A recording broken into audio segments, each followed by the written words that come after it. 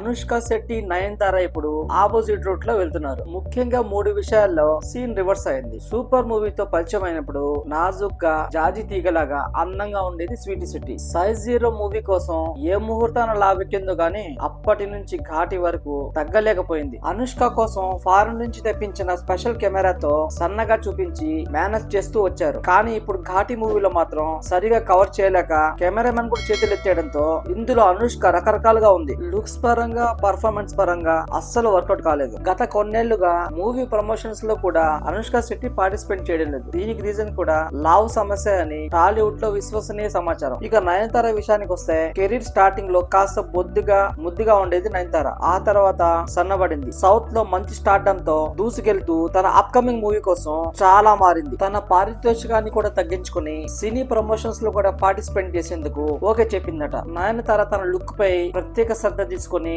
ఎంతో అందంగా ఆకర్షణీయంగా తయారైంది.